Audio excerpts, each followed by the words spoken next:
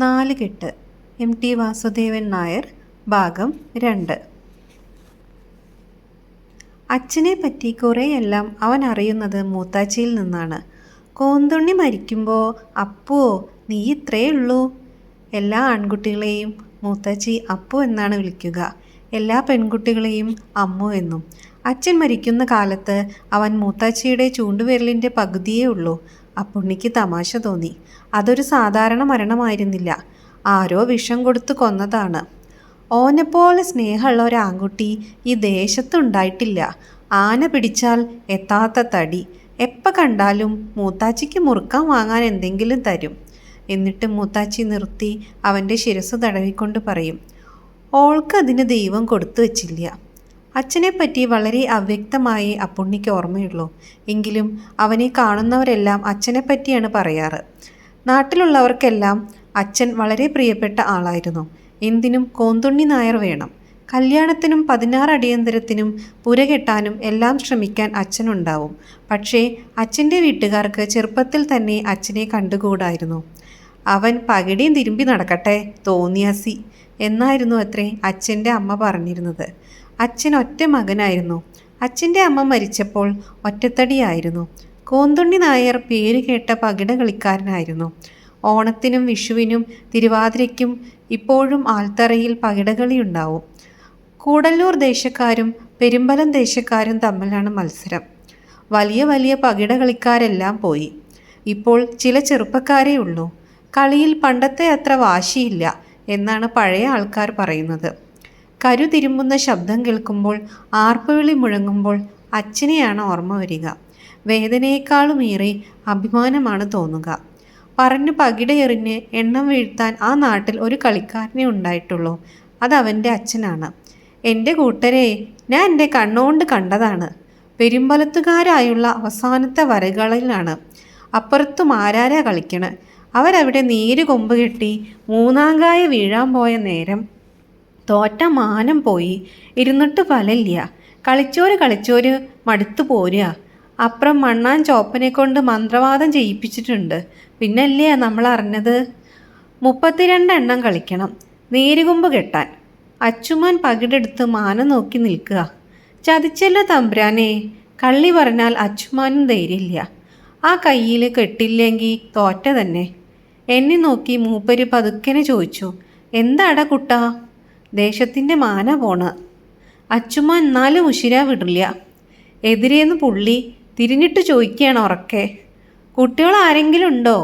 അപ്പോഴാണ് കരുങ്ങട്ട് തന്നാട്ടെ കാരണോരെ നോക്കുമ്പോൾ കോന്തുണ്ണിയാർ. തെറ്റിക്കാൻ മാരാരും കൂട്ടനും മണ്ണിക്കിടന്ന നാട്ടിലുള്ള ദൈവങ്ങളെയൊക്കെ വിളിച്ച് അലറുക. ആർപ്പ് കൂരാഴിയിൽ നിന്ന് കേൾക്കാം. ആ ഒരുമ്പട്ടോളെ ഞാൻ എന്തിനാ സേവിക്കണ്? കോന്തുണ്ണിയാർ നെഞ്ചത്തടിച്ച് 4 ചീത്ത.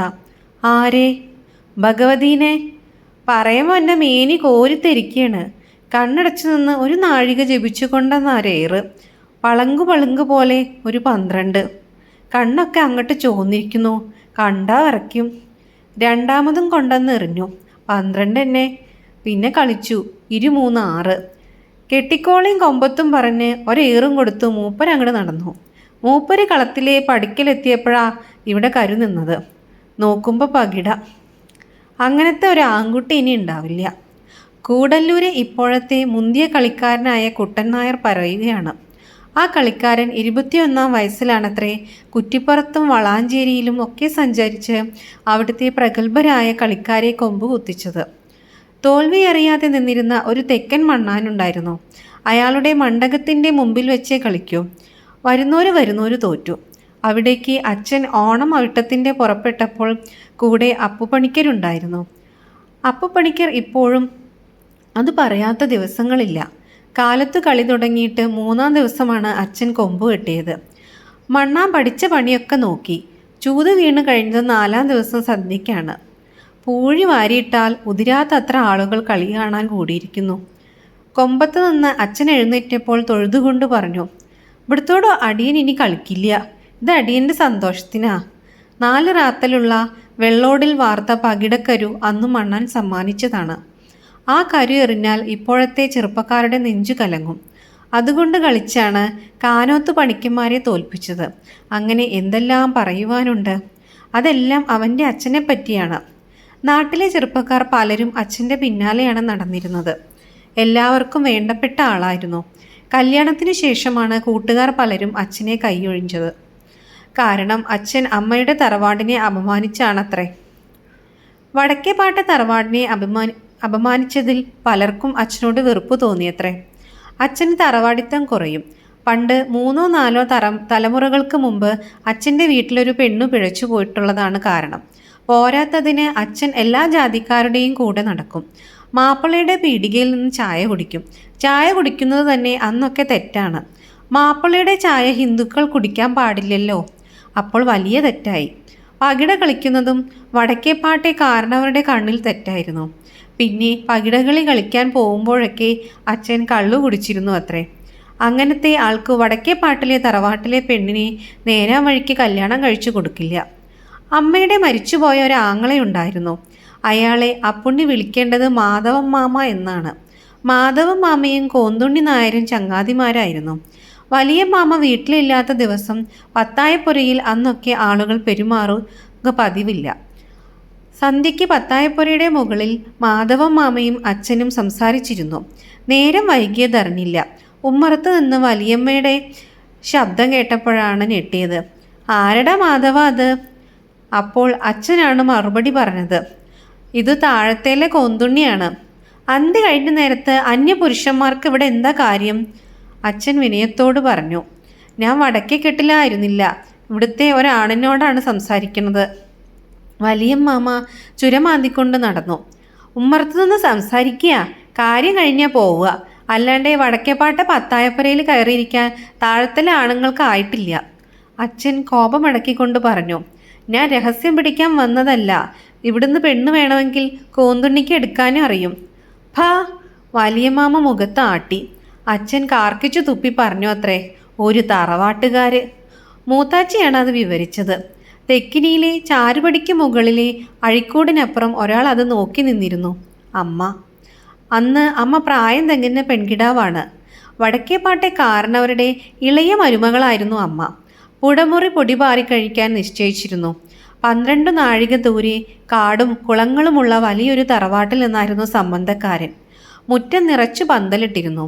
പൂമാൻ തോട് മുതൽ കൈതക്കാട് വരെയുള്ള നായർ വീടുകളിൽ അടച്ചു ക്ഷണമുണ്ടായിരുന്നു. ദേഹണ്ണത്തിന് കൊടിക്കുന്നത്ത് നിന്നാണ് കുട്ടിപ്പട്ടന്മാരെ വരുത്തിയത്. പക്ഷേ ആ പുടമുറി നടന്നില്ല. കല്യാണക്കാർ പടിക്കലെത്തിയപ്പോഴാണ് അകത്തുള്ളവർ കാര്യം മനസ്സിലാക്കിയത്. പെണ്ണില്ല. അതെന്തേ മൂത്താച്ചി? അത്ഭുതം പിടഞ്ഞു കുറങ്ങുന്ന നെഞ്ചോടെ അവൻ ചോദിച്ചു. കോന്തുണ്ണി പാറുക്കുട്ടീനെ കട്ടോണ്ടുപോയി. അതന്നെ. രാവണൻ പുഷ്പക വിമാനത്തിൽ കയറ്റി സീതയെ കട്ടുകൊണ്ടുപോയ കഥ കേട്ടിട്ടുണ്ട്. രാവണൻ ദുഷ്ടനായിരുന്നു. കാരണം ശ്രീരാമൻ്റെ ഭാര്യയെ കട്ടുകൊണ്ടുപോയത് ദുഷ്ടത തന്നെയാണ്. അർജുനൻ സുഭദ്രയെ കട്ടുകൊണ്ടുപോയ കഥയും ഓർത്തു. അർജുനൻ മഹാവീരനായിരുന്നു. വില്ലെടുത്തവരിൽ അർജുനനെ ജയിക്കാൻ കഴിയുന്നവർ ഉണ്ടായിരുന്നില്ലത്രേ. മലയാളം പാഠപുസ്തകത്തിൽ ആ കഥയുണ്ടായിരുന്നു. സന്യാസിയായി ശ്രീകൃഷ്ണൻ്റെ വീട്ടിൽ ചെന്ന് കൂടി സുഭദ്രയെയും കൊണ്ട് ഒറ്റ നടത്തം. മിടുക്കൻ. എതിർത്തു വന്ന യാദവന്മാർക്ക് തൊടാൻ കിട്ടിയില്ല. സുഭദ്രയെ തേരിൽ കയറ്റി കൊണ്ടുപോയ ഭാഗം വായിക്കുമ്പോൾ കൂനൻ ചാത്തുനായരുടെ വിവരണമാണ് ഉടനെ ഓർമ്മ വരിക. അത് വിവരിക്കാനുള്ള അധികാരം അയാൾക്ക് മാത്രമാണുള്ളത്. ഞാൻ കണ്ടതാ എൻ്റെ കൂട്ടരെ, അങ്ങനെ ഒരു ആൺകുട്ടി ഇനി പറക്കില്ല. അയാൾ വിവരിക്കും. കരിങ്കുറയിൽ അന്നും മുളയ്ക്ക് വെള്ളം തുരുന്നനെ അട്ട. അവിടെ എത്തിയപ്പോൾ ദാ ഈർക്കിലക്കൊടി എടുക്കണ പോലെ ഇങ്ങനെ കൈത്തണ്ടയിലെടുത്ത് പൊന്തിച്ചൊരു നടത്തം. റാന്തൽ കാണിച്ച് പിന്നാലെ നടക്കുന്ന കൂനൻ ചാത്തുനായർ ചോദിച്ചു. അവർ പിന്നിന്ന് വന്നാലോ? അപ്പോൾ തിരിഞ്ഞു നിന്ന് ഒന്ന് നോക്കി. എന്നിട്ട് പറഞ്ഞു. ചാത്തുവോ, ഞാനൊരാണാ. ജനിച്ച ഒരിക്കലേ മരണുള്ളൂ. മൂത്താച്ചി കഥ പറഞ്ഞിരിക്കുമ്പോൾ ചിലപ്പോൾ തച്ചോളി ചന്തുവിനെയും കോമപ്പനെയും ഓർമ്മ വരും.